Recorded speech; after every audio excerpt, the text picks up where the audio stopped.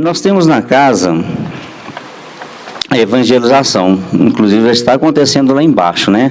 Evangelização infantil, tem a premocidade, tem a evangelização de bebês, e funciona nas segundas e quartas-feiras, de 20 às 21 horas, no domingo, de 9 às 10 horas. Temos os estudos no sábado, e é o ESD, às 17 horas. Também estão todos convidados, não precisa fazer inscrição. Então, vocês estão vendo que nós temos vários estudos na casa.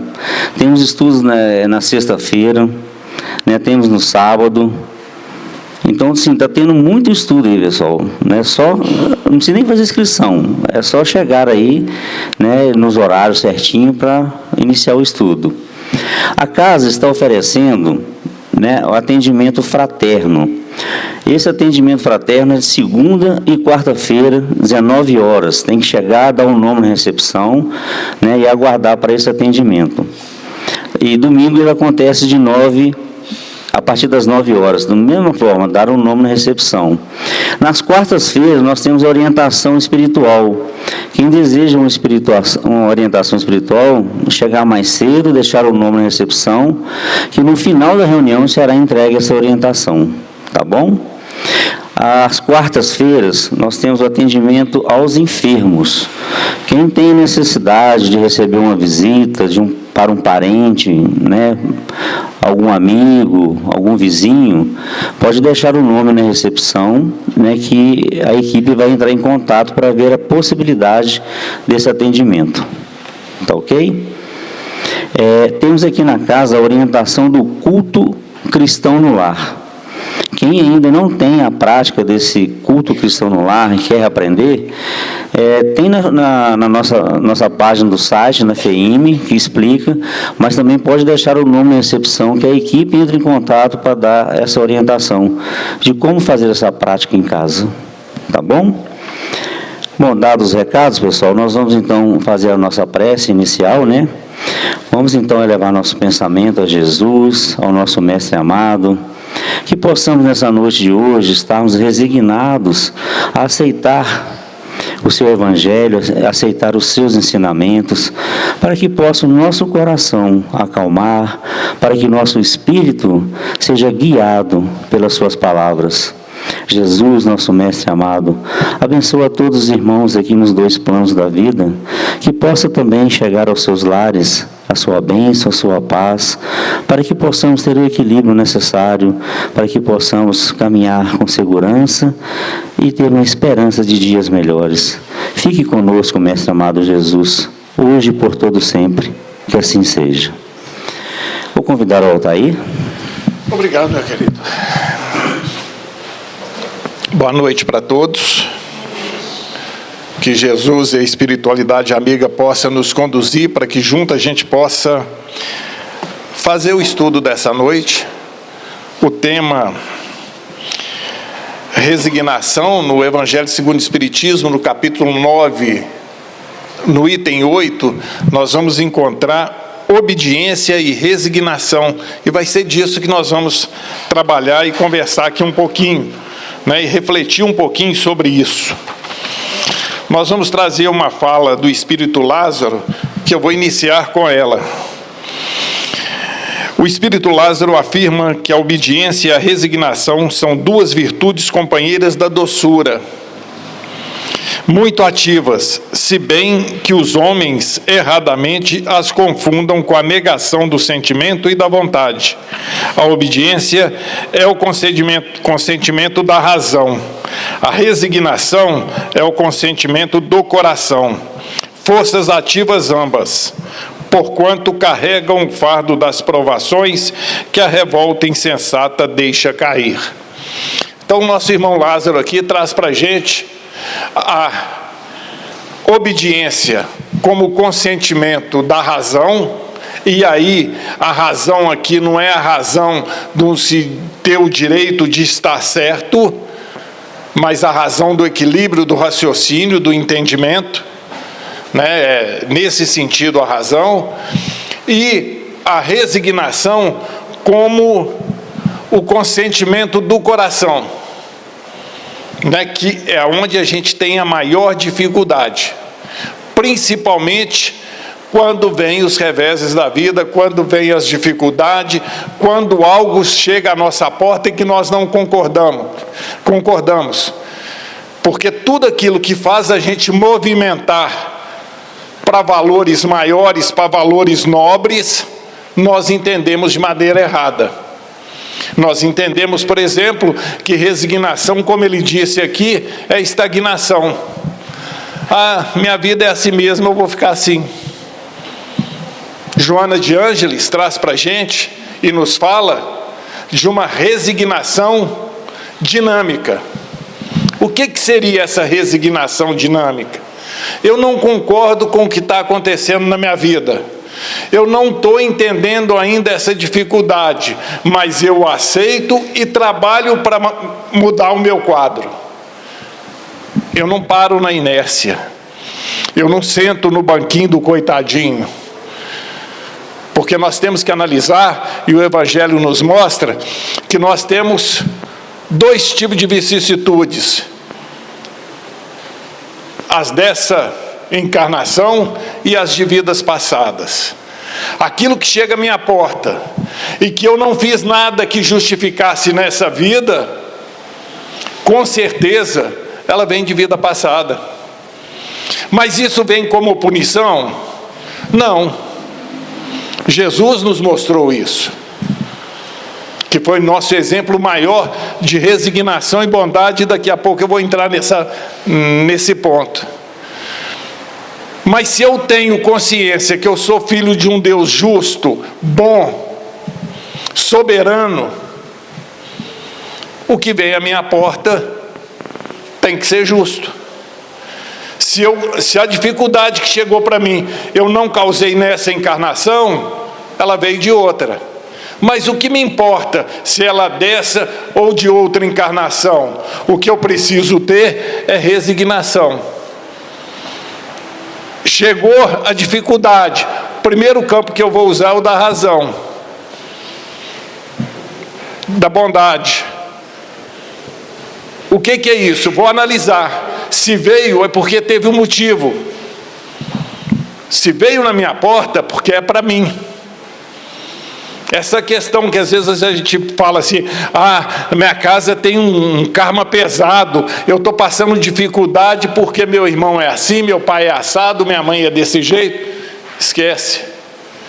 O que vem na minha porta é para mim. As dificuldades que vêm dentro do meu lar são para mim. De que forma? Antes de encarnar, nós fizemos uma programação. E essa programação no plano espiritual ela é perfeita, porque ela não é feita só por nós. Nós entendemos as nossas necessidades, o que vamos ter que passar cada período da nossa existência, para que a gente possa aproveitar a encarnação o máximo possível. Nós vivemos num planeta de prova e expiação. Óbvio que nós vamos ter dificuldades, mas temos que encarar a dificuldade não como punição, mas como oportunidade. Quando eu disse de Jesus, que é o exemplo máximo de obediência e resignação, Jesus tinha alguma coisa para espiar aqui na terra, como nós? Não. É um ser supremo. Imaginem vocês, um ser com amor do tamanho de Jesus, encarnar em meio a um grupo de espíritos, há 2000 anos atrás, e ter que respeitar a vontade do Pai. Ter a obediência e ter a resignação no coração de entender que mesmo que ele pudesse reverter todo o quadro, isso não traria crescimento, e ele respeitar isso. Vamos imaginar que o nosso filho tem uma dificuldade, e que nós, por amor, resolvemos mitigar isso. Vou dar um exemplo. Ajudar ele a fazer o para casa. Ao invés de ajudá-lo a fazer o para casa, eu passo a fazer para ele. vai me dar menos trabalho, vou gastar menos tempo. Ele vai ficar feliz com a mamãe ou com o papai, porque o está auxiliando, está facilitando a caminhada dele. Mas nós esquecemos que daqui a pouco vai chegar a prova. E na hora da prova, nem o papai nem a mamãe vai estar do lado. O que vai acontecer com essa criança? Ou de outra forma, no pensamento, você pega uma criança e começa a dar a ela tudo, faz todas as vontades dela. O que você vai produzir? Um egoísta, uma criança extremamente orgulhosa. No primeiro momento que ela tiver um revés da vida, primeiro momento que ela escutar um não, ela vai para o campo do desespero. E tem irmãos nossos aí, infelizmente, chegando a atos tenebrosos, até mesmo pensando em suicídio, porque às vezes perdeu um namoro, ou perdeu um emprego, ou perdeu um bem que ele adquiriu, porque ele entende tudo como propriedade dele. Ele entende as amizades, as pessoas em sua volta à disposição dele, porque ele teve isso em casa, tudo à disposição. Então ele não aprendeu a ter a resignação. Ele não aprendeu que na vida ele vai ter momento que ele vai ter que abrir mão. Ele vai ter que abrir mão. Quantos irmãos nossos hoje sofrem, e sofrem muito, porque não entenderam que chega a determinado momento da sua vida, você tem que abrir mão de alguma coisa. Você tem que se resignar. E vão para o desespero. Em toda situação difícil, a espiritualidade amiga nos ensina que para uns é comprometimento, é resgate, para outros é oportunidade grandiosa. Vamos lembrar aqui da última oportunidade grandiosa que nós tivemos nesse orbe, ou no nosso Brasil, Rio Grande do Sul, uma tragédia. Alguém aqui pode acreditar que alguém ali desencarnou por acaso? Ou sem amparo? Deu a chuva, inundou tudo, e aqueles que desencarnaram, nós teríamos que entender que nós temos um Deus, um Jesus, uma espiritualidade amiga que cochila, e isso não existe. Não existe. Todos ali tiveram um comprometimento, tiveram a sua oportunidade. Do outro lado, para uns comprometimento, para outros oportunidades. Quantas pessoas pararam a sua vida por amor ao próximo e foram para lá, para trabalhar, para ajudar, para auxiliar, sem sequer saber quem estava ajudando, e estão até hoje. São oportunidades. Vamos trazer isso para mais próximo da gente, no nosso lar, no nosso ciclo do trabalho. Aonde que entra a minha bondade, aonde entra a minha resignação? Como que eu vou operar isso? Como que eu vou perceber isso? De que forma eu posso, dentro do meu lar, trazer esse amor exemplificado do Cristo? Primeiro passo que eu preciso ter é entender que aquele núcleo familiar é uma bênção divina, apesar de todas as dificuldades que estão ali estabelecidas. Apesar de todas as lutas, apesar daquele irmão, daquele pai, daquela mãe, daquele sobrinho, daquele tio, que a hora que eu vejo me traz repulsa, eu tenho extrema dificuldade. E aí nós vamos ver, no caminhar desse estudo, que é para eles que nós temos que ter um olhar mais amoroso, porque é aí que está o nosso comprometimento. Porque se não tivéssemos comprometimento com essa pessoa, com esse irmão, com esse parente, com esse vizinho, podemos estender um pouco mais, ele não nos chamaria a atenção. Aí eu tenho que ir para o campo da razão. E aonde que eu vou encontrar o equilíbrio da razão? Porque eu ainda ser imperfeito, numa caminhada como todos vocês aqui no plano físico e no plano espiritual, aonde que eu vou buscar esse equilíbrio? Aonde que eu vou aprender a lidar com isso? De que forma que eu vou aprender a lidar com isso? A espiritualidade nos trouxe o Evangelho. Segundo o Espiritismo, nós estamos numa casa espírita. Ou poderia ser a Bíblia, do católico, do Evangelho, do evangélico, dentro do Evangelho de Jesus, estudando o Evangelho de Jesus. E mais, o nosso irmão fez um convite aqui para a equipe de tarefeiro, dos irmãos que estão fazendo estudo e estão tendo oportunidade de ampliar o conhecimento. Dentro da doutrina, nós temos 2 movimentos. O primeiro movimento do espírita, amai-vos. E o segundo, instruí-vos. Mas instruir não é somente ler, ter atividade intelectual. Não é isso.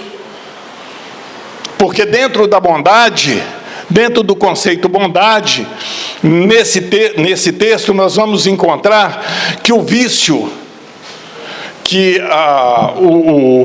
o avanço dessa geração é a parte intelectual. E o vício é a parte moral, que entra nesse campo da bondade e da razão, de pensar com equilíbrio, não de ter certeza, mas ter a capacidade de analisar e de pensar, e só através do conhecimento, é em grupo que nós vamos conseguir isso. Então, quando a gente fala em instruir-vos, é em grupo, é as oportunidades que a gente vai ter de crescimento, porque a atividade intelectual cada um aqui pode ter, e que às vezes com grande alcance. Mas é apenas uma atividade intelectual, e ela pode ser para o bem e para o mal. Porque o cara que fabrica uma bomba, por exemplo, ele usa uma atividade intelectual impressionante. Mas falta a razão. O que eu estou produzindo, qual vai ser o resultado? Vai trazer equilíbrio, amor, benefício ao próximo? Isso está no campo da atividade intelectual. Então a gente tem que ter cuidado, para que a gente possa usar a nossa energia sempre de maneira equilibrada. E esses estudos, gente, dentro da doutrina, o ESD, Estudo Sistematizado da Doutrina Espírita, esses cursos de tarefeiros, passistas, curso de passe que nós temos, que a casa tem, gente, é impressionante como abre portas. Mas não é abrir portas de facilidade, não, porque ser tarefeiro traz um peso. E qual é o peso que traz ser tarefeiro? Aí nós temos que já entrar no campo da resignação, de abrir mão de mim mesmo.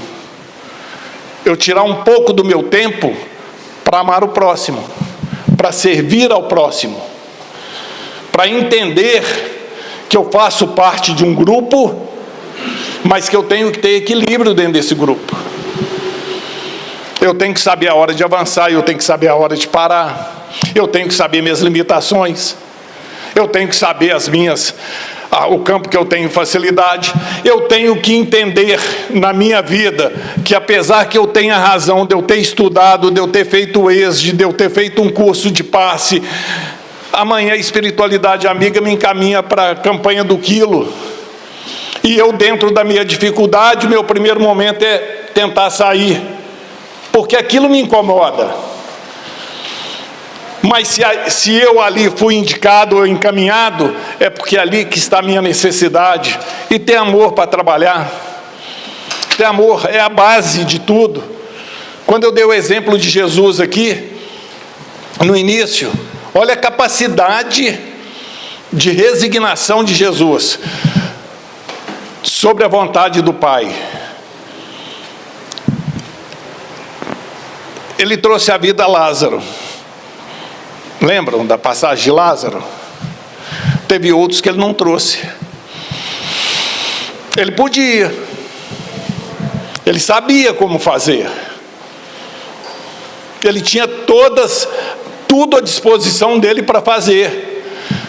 Mas ele tinha uma coisa que o mantinha no equilíbrio, que que era a obediência.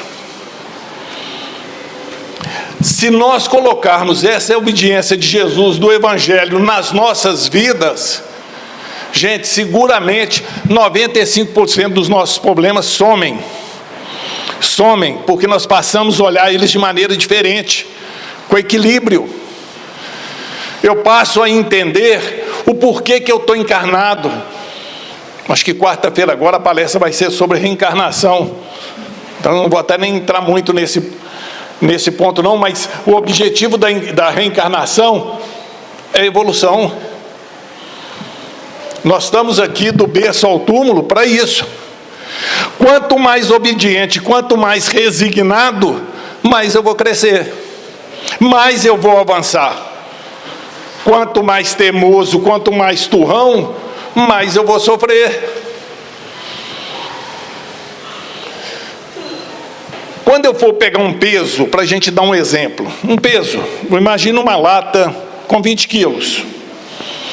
Se eu souber pegar com equilíbrio, eu vou fazer pouca força, eu evito a condição de me lesar, eu vou ter mais facilidade, se eu tiver equilibrado para fazer. Mas se eu tiver com raiva, em desequilíbrio, eu vou fazer mais força, eu tenho grande dificuldade, eu posso chegar a me lesar. O que mudou nesses dois quadros?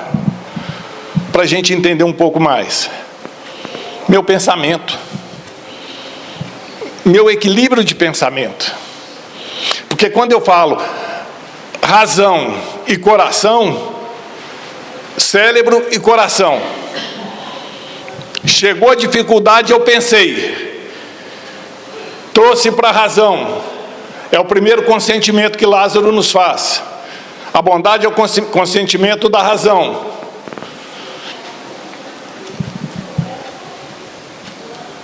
Vai para o coração, aí vem a resignação. Passou para a resignação, tem que entrar o amor. O amor na certeza de um Pai justo. E começar a olhar nossa vida não como matéria, gente. Essa é a nossa grande dificuldade. Mas como espíritos imortais. Começar a entender o que é a fração de uma encarnação para a eternidade do espírito. O egoísmo, que é a nossa chaga maior, né, que é... Eu acho que o bloqueio maior de se levar qualquer coisa para o coração está no egoísmo. É a nossa maior dificuldade. Em coisas mínimas. Em coisas mínimas. Pensa numa pessoa que você gosta. Imagina que essa pessoa está num ambiente e você está. Antes dela te ver, chega uma outra pessoa e ela dá atenção. Qual o primeiro pensamento que você tem? Poxa, fulano me viu e desfez de mim, que nem veio aqui me cumprimentar. Às vezes a pessoa nem te percebeu. Mas você estava olhando para ela e ela olhando para você, você entendeu que ela te viu. Mas às vezes ela não percebeu. Aquilo já é motivo para você ter um sentimento contrário. Dali para frente, você só vai aumentando o quadro. Você só vai aumentando a dificuldade. Esses momentos na nossa encarnação são onde nós conseguimos quase que a totalidade das nossas dificuldades nessa encarnação, que seriam as vicissitudes. Nós falamos aqui, né? Ou são de vidas passadas ou são dessas. Nesses momentos que a gente opera pelo egoísmo e pelo orgulho, nós complicamos a nossa encarnação, mas muito. E aqueles que nos amam na parte espiritual, que estão ali torcendo para que a gente consiga dar um passo, eles têm que respeitar. Como Jesus respeitou nos apóstolos. Ele deu o exemplo, ele deu o caminho, ele trouxe em parábolas para que todos entendessem. Respeitou o momento. Isso é importantíssimo, gente. Para que a gente trabalhe esse assunto, a gente respeitar o momento do próximo. Como ele percebe a vida, como ele entende a vida. Porque nós julgamos o próximo a partir daquilo que a gente tem de valor. E o que nós temos de valor é nosso, não está no outro. Às vezes algo que para a gente é simples, para uma outra criatura, para um irmão, para alguém próximo, aquilo é determinante, aquilo pode paralisar.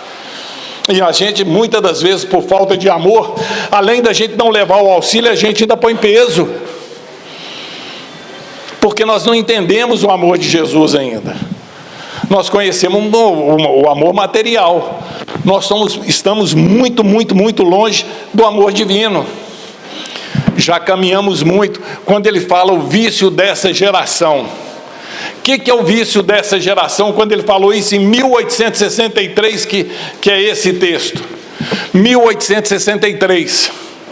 Será que Jesus estava falando, será que Lázaro estava trazendo, que era aquela geração que estava encarnada em 1863, que embora nós poderíamos estar lá, mas será que ele estava falando de uma geração específica? Claro que não. É essa geração que nós estamos caminhando desde lá, desde a época de Jesus, encarnando, reencarnando, saindo, voltando para a pátria espiritual, tendo oportunidade, voltando para aqui, assumindo compromissos, falindo de novo, voltamos novamente, assumimos os compromissos, às vezes pedimos até mais. A espiritualidade amiga fala, não, tá aí, vai lá, meu filho, só nisso aqui tá bom, se você der conta disso aqui já tá bom. E a gente chega aqui e consegue repetir de ano de novo. Se a gente for pegar os estudos que a espiritualidade traz para a gente sobre isso, nós já tivemos algumas peneiradas aí que nós perdemos. Estamos tendo a oportunidade agora. E se Jesus já nos mostrou que o caminho é o amor ao próximo, como ele mesmo diz, né? Eu vim para botar fogo nesse mundo. O que mais quero eu? É que ele se acenda e cresça. E o que seria esse fogo? Que fogo é esse que Jesus estava falando? É o fogo de queimada que a gente vê? É o fogo do conflito que nós temos, todos nós aqui temos, entre o que nós já damos conta de fazer, entre aquilo que a gente já tinha que abrir mão e a gente não consegue. Que é aquelas deficiências que você fala assim, olha, eu preciso mudar isso, mas ainda não dei conta. E a gente fica naquele ciclo. Vai lá na pátria espiritual, renova, volta, porque aqui é que nós crescemos. Então, gente, para que a gente entenda a questão da resignação, é importantíssimo a gente entender que dificuldade não é punição. Dificuldade, primeiro a gente tem que analisar o que a gente está vendo como dificuldade, porque aí a gente entra no campo de desejo, né? Entre o que é necessário e o que eu desejo. Nós já estudamos isso. Nem sempre o que eu desejo vai vir à minha porta. E aí eu dou um exemplo. Vou trazer aqui uma coisa que o brasileiro gosta muito, que é dirigir. Tem pessoas que não conseguem tirar a carteira. Tenta uma vez, duas vezes, três vezes. Gente, tentou a quarta, não deu, para. É porque não é para ser nessa encarnação. Mas por que não é para ser, Altair, se todo mundo pode? Lembra daquela fala de Paulo? Que nem tudo é lícito. Tudo me é lícito, mas nem tudo me convém, perdão. Lembra dessa fala? Eu posso querer tirar a carteira, não posso? Mas se eu tentei e não consegui, para. Entende o processo primeiro. Porque se eu tive comprometimento em encarnações passadas com volante, é uma proteção que eu estou tendo agora. Vou dar um outro exemplo. Já fiz curso de natação, já tentei nadar, onde dá pé eu nado com uma beleza. Se eu descobrir que não dá pé, afundo igual machado sem cabo. Não dou conta. O que eu faço? Não vou no fundo. Procuro um lugar que me atende. Andar de bicicleta. São dons que para um são fácil demais e para outro é uma dificuldade extrema. Aquilo que for dificuldade extrema, vai trabalhando com ele, que no momento certo vem. Se tiver que vir, se não vier também, não vai mudar a sua encarnação. Eu estou trazendo esses exemplos simples porque a gente projeta algumas coisas para a nossa encarnação que nos tira essa capacidade da resignação, porque a gente vai para o campo do desafio. E nós temos uma programação divina. Nós temos essa programação. Eu lembro que eu estava fazendo um estudo lá em Sabará uma vez, e tinha uma senhora, eu já falei isso aqui, que estava sentada, e o estudo partiu para esse assunto, e ela virou para mim e falou assim: Altair, você está falando uma coisa que tem sentido. Eu fiz 6 vestibulares, passei nos 6, e não consegui concluir nenhum, porque sempre no meio do caminho minha família tinha um problema, eu tinha que desviar meu recurso para auxiliar a família. Então eu parei. Vamos entender esse processo. Para muitos vão dizer que é uma fraqueza dela, que ela parou porque não deu conta. Para mim, espiritualmente pensando, e pensando como espírito, tem um motivo. Tem um motivo, tem um porquê. Nem tudo que eu busco, ou que eu imagino, vai vir à minha porta. Porque se fosse assim, gente, a espiritualidade é tão perfeita que tem uma fala que diz o seguinte, que se Deus quisesse te punir, era só te dar tudo que você quer. Rapidamente você estava com sua vida toda bagunçada. Porque a gente tendo limitação pela dor, pelas dificuldades do dia a dia, nós já damos muito trabalho. Imagina se a gente receber tudo, é o que eu estava falando aqui da criança. Imagina a criança que recebe tudo. Que eu faça aqui uma prece para o irmão Miramês, na casa dele, e falo com ele assim: ó, daqui para frente eu não vou ter dificuldade nenhuma nessa encarnação. Ok? Provavelmente vai vir uma resposta para mim. Você realmente não quer dificuldade nessa encarnação? Não, para mim já deu, tá bom, tá equilibrado.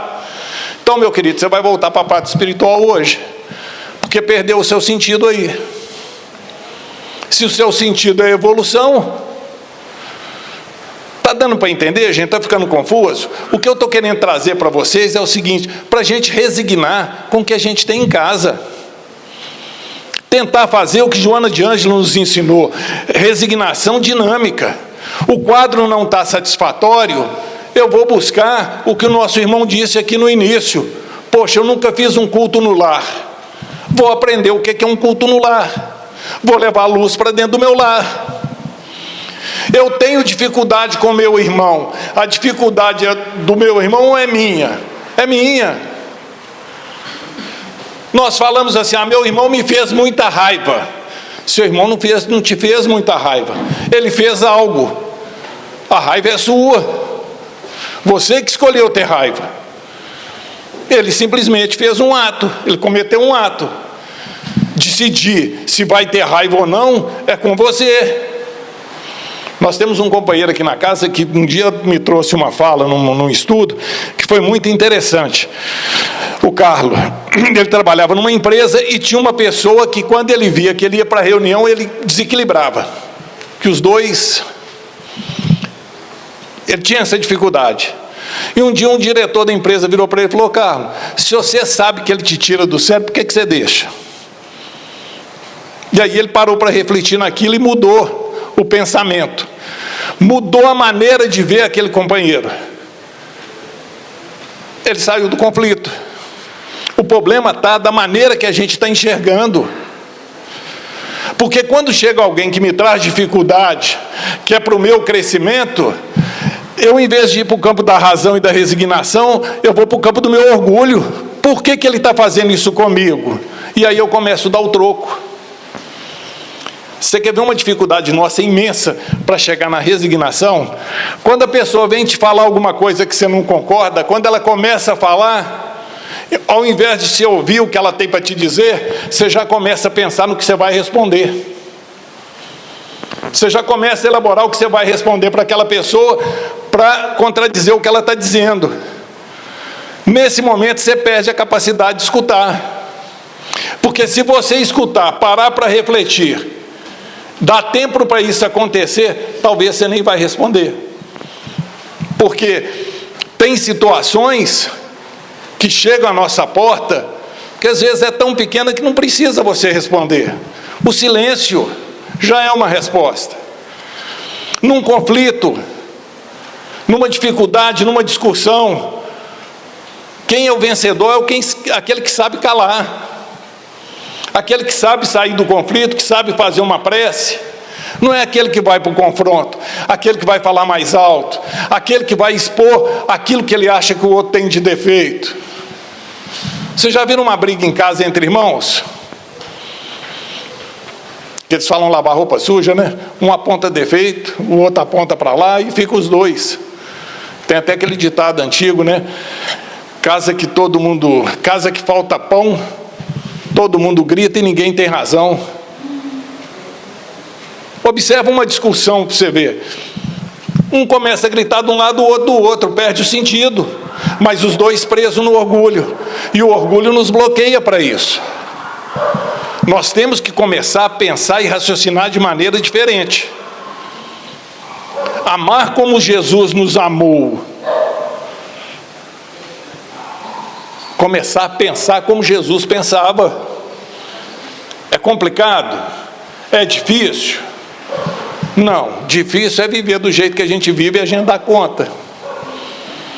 E a gente coloca mais peso ainda.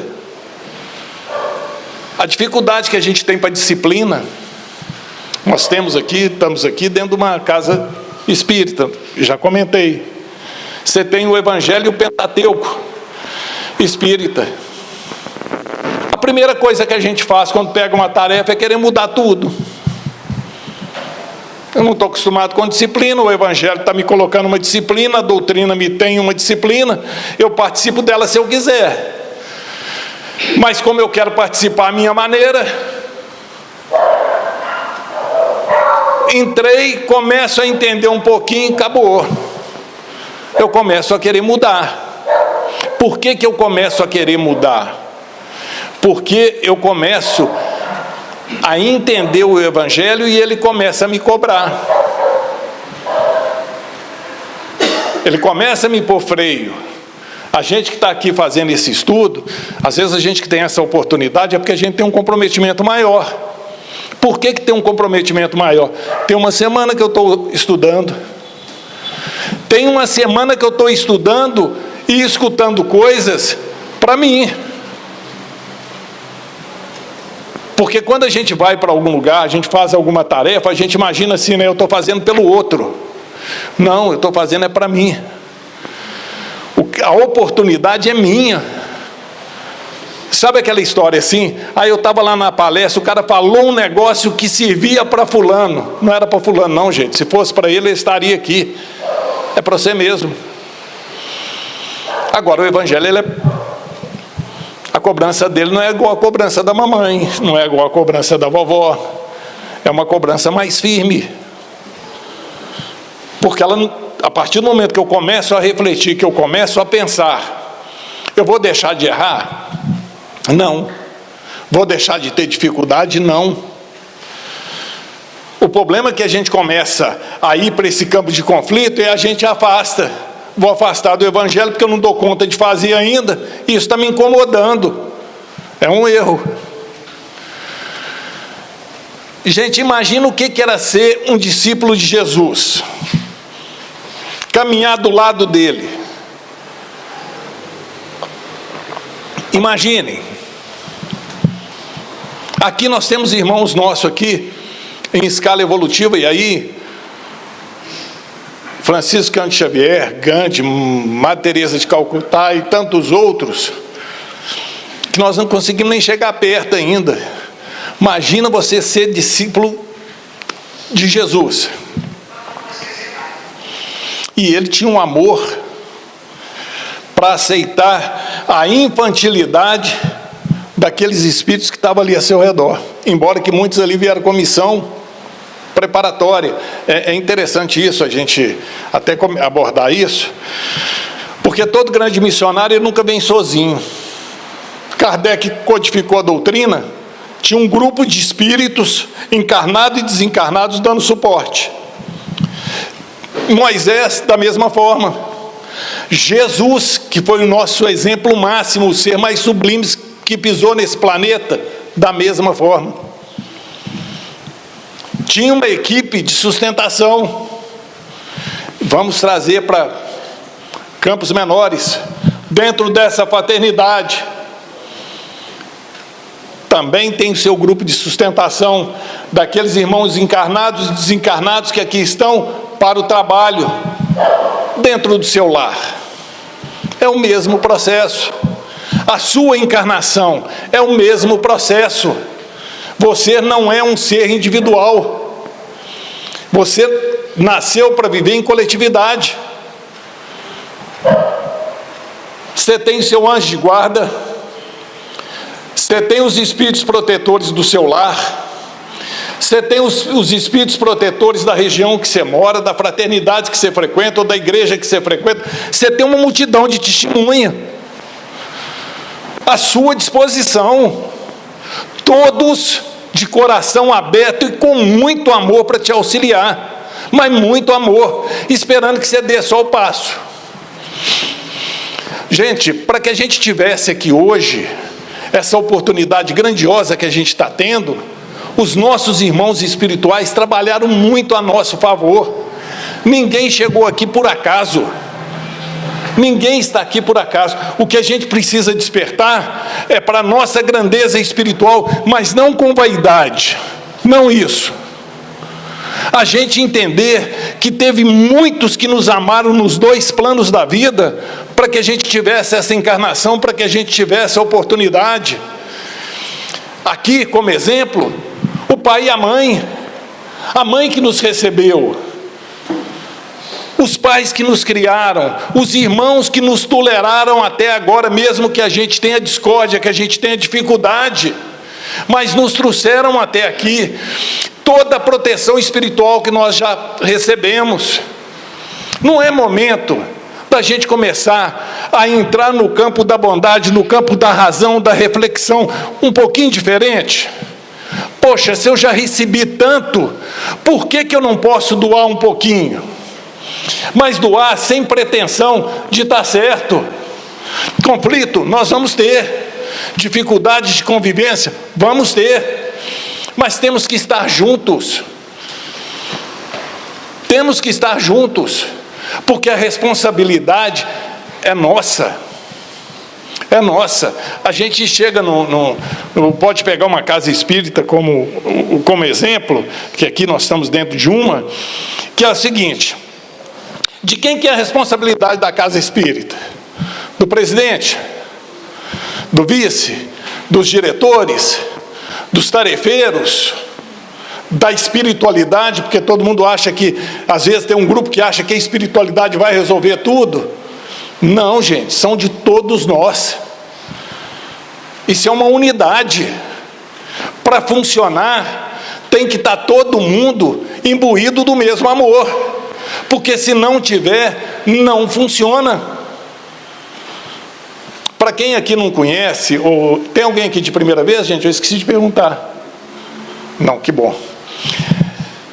Reunião mediúnica, alguém já acompanhou? Vamos colocar 8 pessoas, 10 pessoas numa mesa mediúnica. O que difere o trabalho mediúnico? O que vai fazer a diferença? A unidade de sentimento e pensamento. A conexão que o grupo tiver, essa é a base. Aonde estiver reunido 1 ou 2 ou 3 em meu nome, eu aí estarei. Falas do Pai. Reunido em meu nome, não reunido por interesses pessoais. O que é interesse pessoal? Exemplificando uma reunião. Vai ter uma reunião às 8 horas da noite, e aqui não jogando pedra em ninguém não, viu, gente? Se tiver médiuns, não é esse o contexto. Eu não me preparo para a reunião. Eu sei que a terça-feira para mim é dia de reunião. Eu não me preparo, da hora que eu levanto até o momento da reunião. E o que é preparar? É ficar pensando na reunião o tempo todo? Não. Não é isso. Você vai levantar, você vai fazer suas preces, você vai trabalhar. É você ter atitudes equilibradas. Atitudes honestas, de sentimento e de pensamento. Porque é o seu pensamento que é a ferramenta que você vai usar na hora da reunião. Então imagine, nós temos literatura, né, que nos traz que para uma reunião tinha 18 médiuns disponíveis para aquele dia. Na hora que aproximou a reunião, vou trazer um número aqui, até tinha 10 em condições. Na hora de receber a mensagem, só teve um em condições de receber a mensagem da espiritualidade. E veio uma mensagem coletiva que beneficiou a todos. Você sabe por que isso acontece? Porque os médiuns ali estavam conectados, exemplo, com o trabalho, com o futebol que vai acontecer, com a dificuldade no lar. Quando a gente vai para uma tarefa, aquele que quer seguir-me, renegue a si mesmo, toma a sua cruz e me siga. Quando eu vou para uma tarefa com Jesus, como nós estamos aqui agora, nós aqui escutamos que temos orientação espiritual, depois nós temos passe, nós temos atendimento fraterno. Mas vocês sabem aonde que é o maior atendimento à espiritualidade a nosso favor? Quando nós estamos aqui, ó. Aqui vocês estão doando energia e recebendo energia, mas para isso você tem que estar com o coração e a mente aberta. Você não precisa preocupar com seus problemas, com a sua dificuldade, porque antes que você chegar aqui, seu mentor já trouxe, que é o seu anjo de guarda. A espiritualidade sabe a necessidade de cada um e vai atender a necessidade, não vai atender o desejo, vai atender a necessidade, porque entre o que a gente deseja e o que a gente necessita tem uma distância muito grande, e é isso que nos traz muito conflito. Eu falei aqui muito da parte espiritual. O que faz muito médium ter queda é isso. Eu desejo ter um reconhecimento, eu vou para um campo vibracional que vai me dar dificuldade, e a coisa é sutil, é muito sutil, vai chegando. Gente, nós já vimos irmãos nossos com uma capacidade absurda e para o desequilíbrio. Vou dar um exemplo, já está chegando no final. João de Deus, todo mundo aqui ficou sabendo do caso João de Deus, não já? Um médium com uma capacidade incrível, de um trabalho grandioso, mas teve uma dificuldade, ele se perdeu. Não vamos aqui enumerar os motivos. O que eu quero para a nossa análise é o seguinte: ele caiu sozinho? Ou todo o grupo que estava perto dele, que estava vendo ele ir para um caminho que não devia e se ficaram obedientes? Por um amor de companheirismo. Porque se nós temos aqui o Evangelho de Jesus a nos guiar, o Pentateuco de Kardec, é dever de todo espírita observar aquilo ali. Se você vê que um irmão está indo para um caminho de vaidade, de presunção, gente, é muito fácil a gente cair nessas armadilhas. Basta um elogio mal colocado, porque o elogio nos coloca numa posição que a gente ainda não domina, e a gente acaba se perdendo. E o que nos conecta com a espiritualidade de luz, que vai nos trazer equilíbrio ou não, como eu disse, é o pensamento. Se a vaidade chegou, eu peço sempre a Deus, peço mesmo, porque eu tive ouvindo um berço espírita, que tenha sempre alguém para me dar uma balançada, ou que venha uma dificuldade à minha porta, para me mostrar o meu verdadeiro lugar. Nem mais nem menos. Me mostrar aonde eu estou situado e para que eu entenda a oportunidade que eu estou tendo. Está faltando... Pode ir até o 5? Então, gente, porque houve uma mudança e antes era 10 para... Bom, mas agora alguma pergunta, gente? Porque até agora eu falei e ninguém perguntou. Ninguém? Gente, vocês são caridosos demais, graças a Deus. Mas vamos fazer um pequeno resumo aqui. Essas informações que a gente traz é para que a gente possa raciocinar, começar a pensar de maneira diferente. Todos nós aqui presentes hoje, temos uma grande capacidade e que a espiritualidade espera que a gente coloque em prática. Eu não preciso sair de casa para fazer o bem.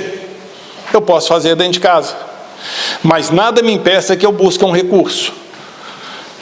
Que eu comece um culto no lar. Gente, é fantástico. Traz equilíbrio, traz luz. Ajuda nas dificuldades. E sempre que vier alguém que nos incomode, ou que te incomode, seja irmão, parente, chefe, aquele chefe chato, né? É a nossa necessidade. É ali que está a nossa necessidade. Vamos trabalhar com mais amor. Não ser omisso, submisso, não ir para o campo da acomodação. Não é isso ser resignado, como nós vimos aqui. É ter ação de equilíbrio. Tentar entender por que aquele irmão está nos vendo daquela forma. Vou dizer aqui lembra de umas frases que tinha nas famílias antigas? Eu vou ajudá-lo, mas primeiro ele vai ouvir umas verdades. Vocês já ouviram isso? Isso é muito comum dentro da família. Eu vou ajudá-lo, mas primeiro ele vai ouvir umas verdades. Ô, gente, fácil não. Primeiro que a verdade não é dele, é nossa. E se nós tivermos que escutar a nossa verdade como ela é, às vezes a gente não dá conta. Às vezes a gente não dá conta. Sempre que você tiver alguém em dificuldade, tenha um pouquinho de compaixão, de indulgência. Se colocar no lugar daquele irmão, entender por que ele está passando pelo aquele processo. Se você não pode ajudar naquele momento, sai de perto e faz uma prece. Você vai estar auxiliando muito aos irmãos e os benfeitores que ali estão auxiliando.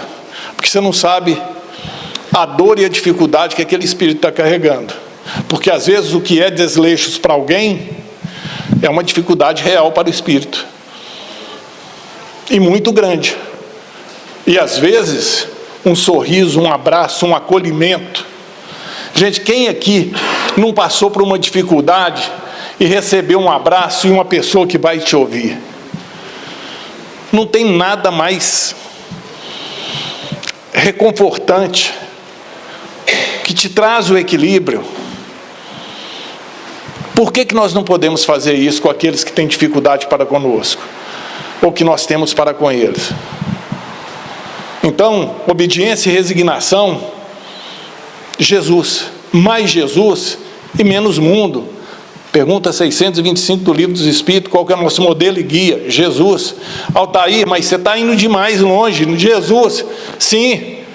O Pai falou que Ele veio aqui para que nenhuma das ovelhas dele perecesse. Nós temos esse amor no coração.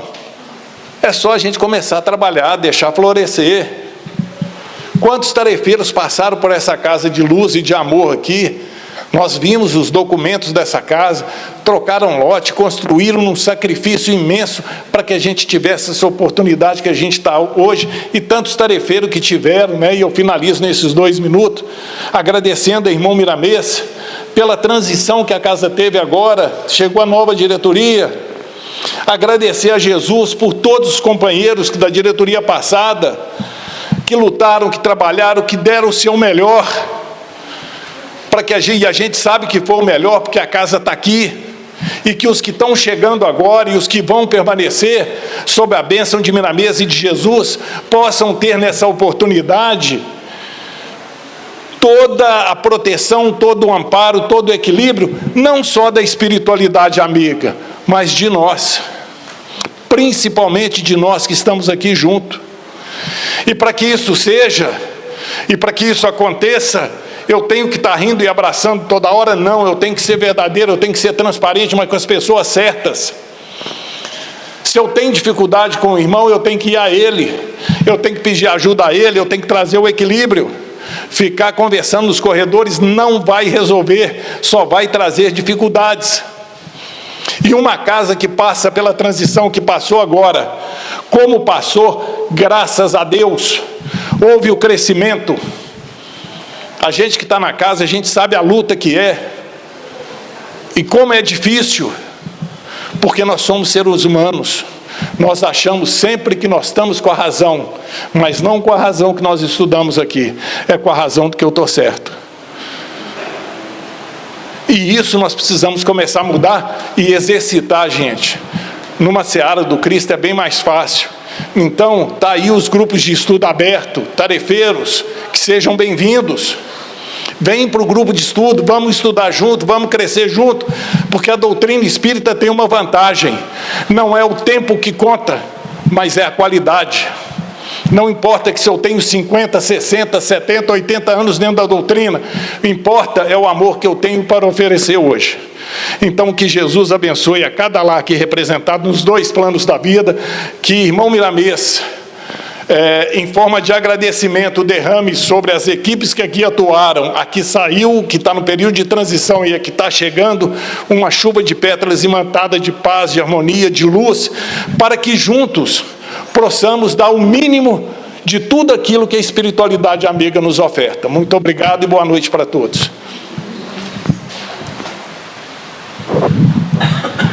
Agradecemos o Altair, né, pela condução do estudo da noite. E vamos abrir nossos corações, né, para que a gente possa colocar em prática, né, tudo isso, buscando o crescimento, buscando nos tornarmos cada dia melhor, aplacando nosso orgulho, nosso egoísmo, né, que são as principais chagas da nossa vida, como ele colocou bem, como ele bem colocou aqui. Nós vamos fazer a prece final e logo em seguida, aqueles que quiserem tomar o passo, é só se organizarem aqui à direita. Vamos elevar nosso pensamento a Deus, fechar nossos olhos, buscar a sintonia, pedir que nos abençoe e nos proteja em nossa caminhada, nos fortaleça a cada dia, para que possamos estar crescendo em amor, em harmonia com o ambiente, que possamos ser mais amigos, mais companheiros, mais caridosos. Que Jesus entre em cada lar, em cada coração, e possa elevar todos eles a paz, a harmonia, que busquemos sempre o melhor para todos aqueles que nos cercam, que possamos estar conscientes das nossas tarefas no mundo, das nossas necessidades de crescimento e buscando sempre crescer no amor, na fé e na caridade. Seja conosco, Jesus, hoje, agora e sempre, que assim seja.